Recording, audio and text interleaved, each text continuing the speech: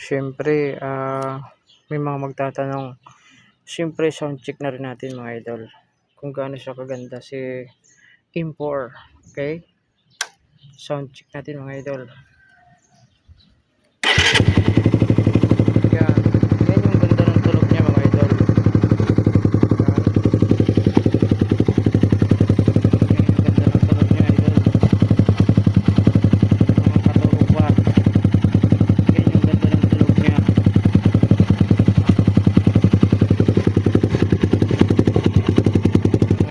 Yan ang tunog niya, napakaganda. Yan yung Impor.